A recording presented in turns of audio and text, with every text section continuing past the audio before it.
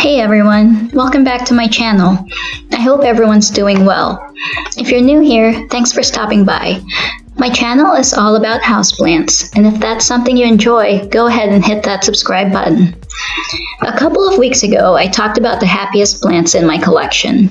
This week, I'm doing the opposite and showing you my plants that currently aren't doing too well.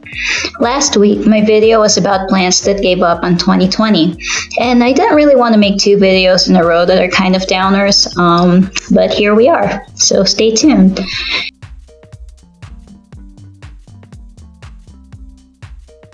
The first few plants are in no particular order of how sad they're doing, but I am leaving my saddest one for last. So the first plant I want to talk about is actually a cactus. It was labeled as a Lobivia subspecies, and I got this in March of 2020.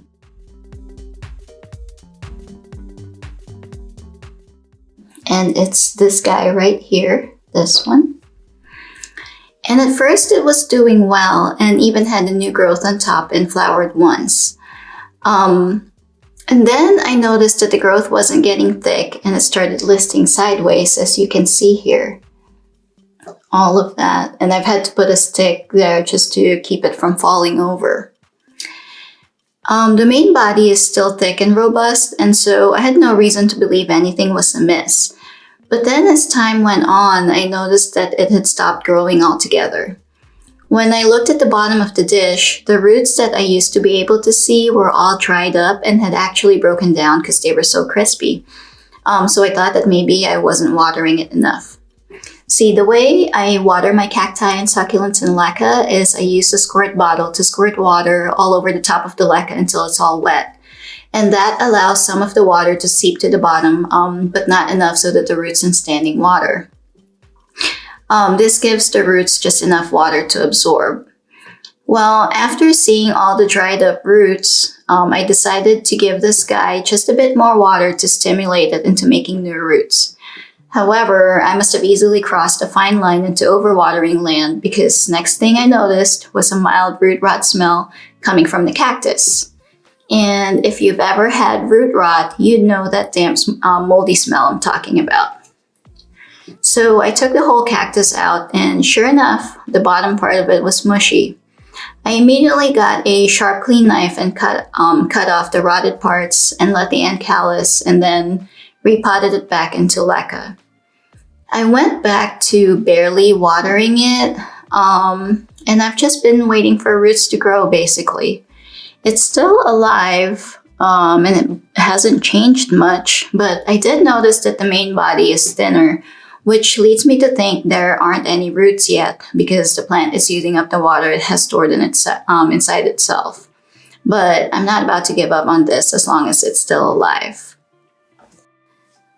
The next plant is my Opuntia microdasis albata, or the angel wing cactus. I'm pretty sure it's known by other names, but that was what was on the label. It's these little guys in the same dish as the first plant. These ones down here, the white ones. And I got these in April, and they were actually big. They were doing really well at first, until one day I noticed some white stuff on all the big pads. I looked closer and my skin crawled because they were covered in mealybugs. When I repot my plants into leca, I inspect every nook and cranny and wash all parts of the plants off. Well, I must have somehow missed a couple, or maybe missed some eggs, I don't really know. But I've never had mealybugs in leca, and knock on wood never again. That's one of the reasons I switched to leca in the first place, is to minimize pests in my plants and in my house as much as possible. Anyway, so I wasn't about to deal with all the mealybugs and trying to treat the whole plant and risking it spreading to my other plants or this whole arrangement that it's in. So I ended up cutting up the pads and just keeping the ones without the mealybugs, which happened to be the little ones on top. There were a couple of mealies on a couple of the little pads, but I killed those with some alcohol. And then I let the babies callus and then repotted them back into the arrangement. I think they've grown roots since then because they put out these cute little arms right here. See, this one is the tallest one.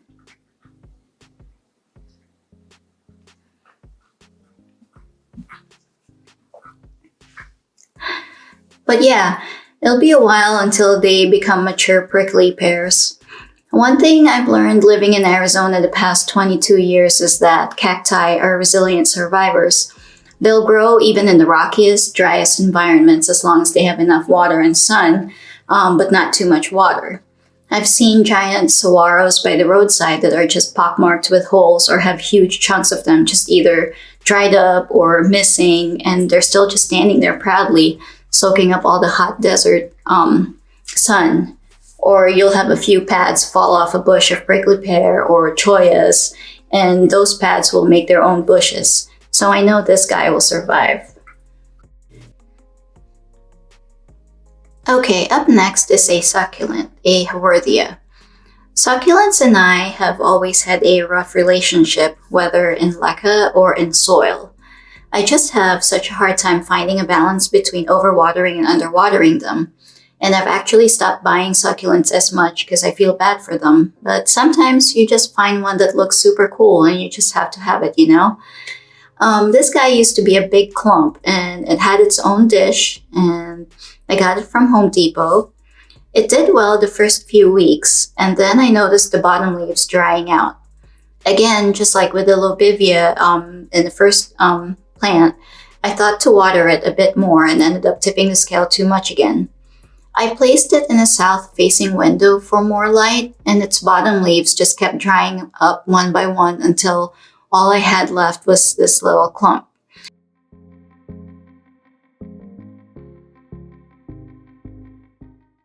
You can see one leaf here is dry. You see that brown one?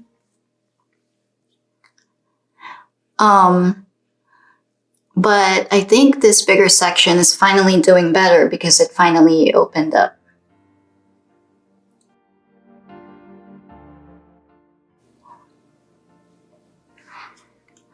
Before, it had somewhat shriveled and looked like it closed in on itself, like it was trying to shield itself from life. So I'm going to keep toiling with it and watching it, and someday, hopefully, I'll have a gorgeous clump again. So plant number 4 is this funny looking plant. This is a Ledebouria socialis, or the silver squill plant. And I'll insert a photo of what it's supposed to look like. So I ordered this plant from Paradise Found Nursery online, and it was shipped bare-rooted with a few tiny damaged leaves. Those leaves eventually yellowed and died, and then every time a new leaf grows, it comes out super thin and spindly, and eventually dries up and falls off. Let me see if... Actually, there's not one that's drying up right now. Surprisingly, they're all green, which that's amazing to me because I've never had them stay this green for long. I don't really know what's going on with it. The bulbs are fine and they don't feel mushy or anything.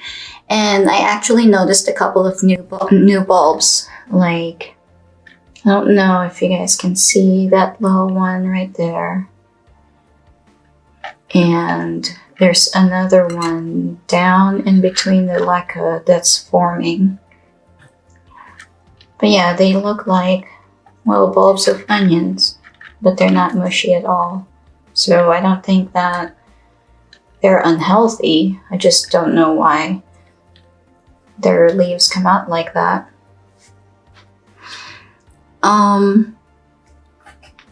If you have any idea on why this silver squill is growing like this, let me know in the comments. Is it light? Is it nutrients? Less water? More water? I'd really like to know. The 5th plant is my Pepperoni Varigata. This picture isn't the sad plant. Well, in a way, this one also is actually. So last year, I found this 6-inch pot of peperomia for $5 at Walmart. I loved this plant and was even able to give my mom a rooted cutting, and that cutting has tripled in size for her. My main plant ended up dying after several months because of root rot. That was completely my fault. Well, I guess all of these sad plants are my fault. But I didn't back off enough on watering during the winter months, and this peperomia ended up dying. So I waited and waited until I stumbled upon another Pepperoni Varigata, and this time it was at Lowe's. They came in 4-inch pots, and I got 2 of them because I wanted to combine them to make a bigger plant like my first one. Well, this is all that's left out of those 2 4-inch pots. Unlike my first peperomia, this one didn't like leca at all and almost immediately wilted and turned brown. I felt like I was racing against time trying to save the leaves, but one by one they all turned brown even in water propagation. This is the only one that actually took and started rooting. I absolutely love variegated peperomias, and I'm really hoping that I can somehow get a full plant from this. I did root it in water with the Pothos cutting to speed up the root growth, and that seems to have worked. But I'm definitely keeping a close eye on this one. And let me show you the roots that have formed. Oops.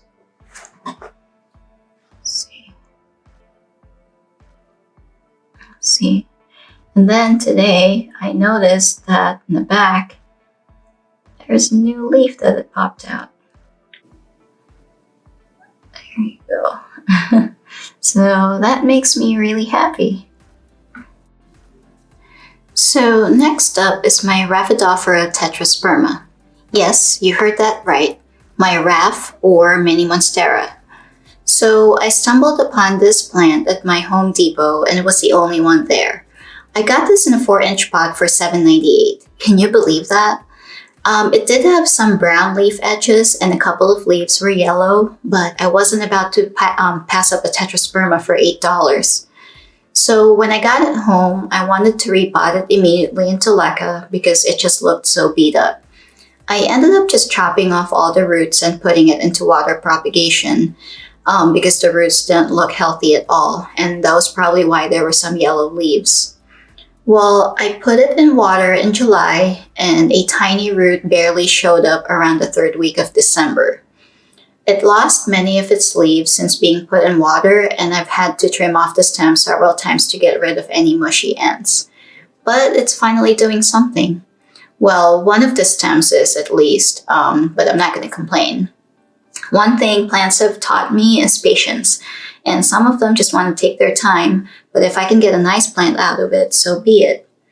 And let me actually show you the root that I'm talking about that started in December. So from the 3rd week of December until now, the tiny root actually grew and grew, and this is what it looks like now. I can actually probably already pot that up into leca. And it even put out this new leaf just this past week. And then the other stem, let me get it out.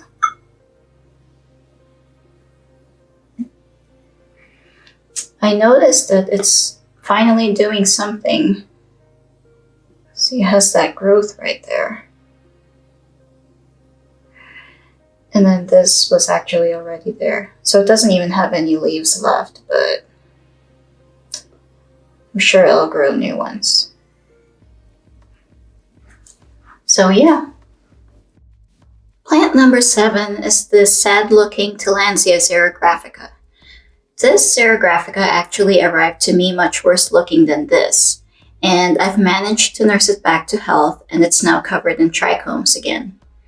I ordered it from an online air plant shop that I've never ordered from because normally I frequent a trusted shop on Etsy that has really healthy air plants. But I just wanted to give this other one a go.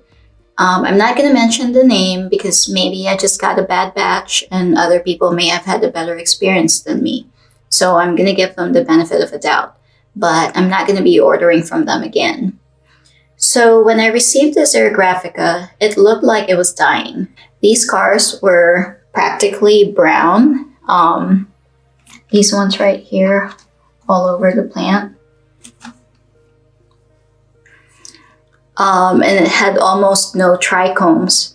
Trichomes are what helps some air plants collect moisture from their surroundings. It looked like they left the Xerographica out in direct scorching sun and never ever watered it. Despite its name, air plants do need water. They don't live on just air. But yeah, it will always have those scars now, and I did trim off many of its dried up longer leaves, and hopefully eventually it grows new healthy leaves. I do have a very healthy Xerographica from the Etsy air plant shop that I always go to. Actually here, let me grab that one so I can show you guys a comparison.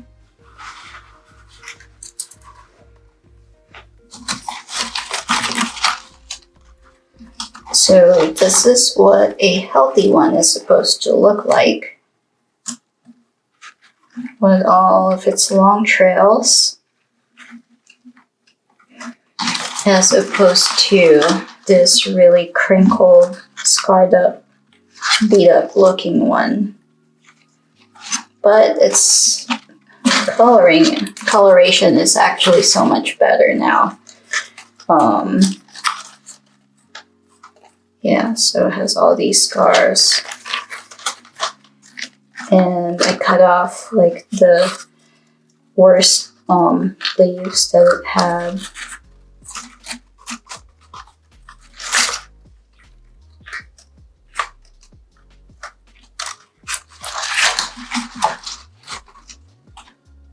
So those are my Xerographicas.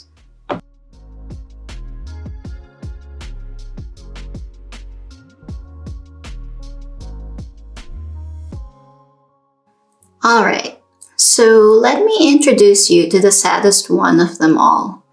I'm calling it the saddest because when you see what it used to look like, you'll probably be shocked. I'm almost embarrassed to show it, but what the heck.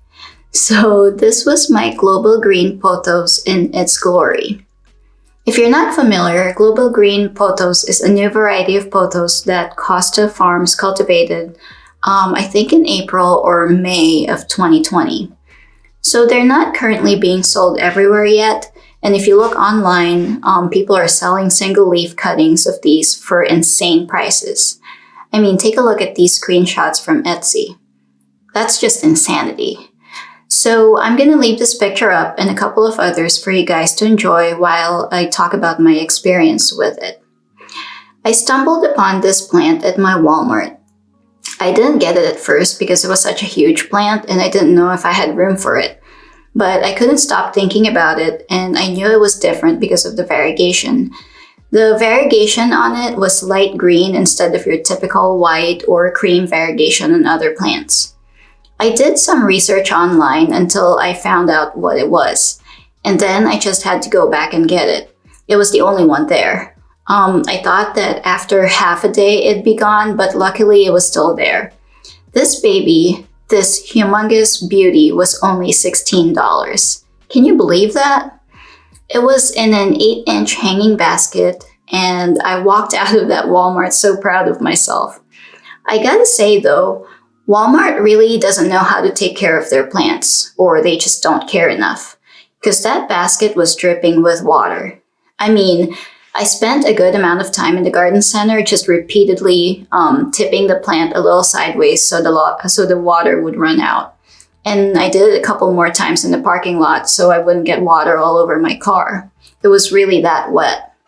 It must have weighed over 10 pounds when I first picked it up. And as big as this plant was, it shouldn't have weighed that much. And then came the sad part. So I was really worried about the state of the roots if there was that much water in the soil. I don't have a backyard to leave the plant out to dry, so my only other option was to repot it. As you may already know from previous videos, if you've been watching me, I only use leca. So I figured, well, I can let the roots dry out in some dry leca. I did the typical unpotting and removing the soil before potting the plant up into leca. And the pile of plants I had was mind-blowing.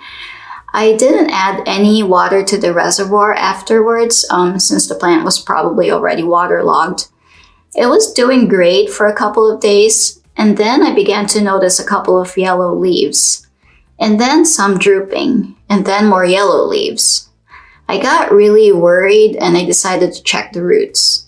Well, sure enough, I had a ball of limp on the way to rotting roots, and I was devastated. I immediately removed all the bad roots and yellowed leaves and stems and placed the water into placed the plant into water propagation. And I prayed and prayed for this plant to make it. But every day, more and more leaves turned yellow, more and more stems turned brown and mushy, until all I had left were a handful of sticks and a few leaves. I had never felt like such a failure of a plant mom. I kept diligently changing out the water, cutting off any rotted parts, and finally I began to see tiny roots, and then a few new leaves. So guys, are you ready? This is all I have left. They do have some roots and some new leaves, but it's like having a heart attack when you see the before and after, isn't it? I'm sure eventually I'll have a full plant again, but that's gonna take a while. I had even wanted to give my mom some cuttings from the original plant, but that's gonna have to wait.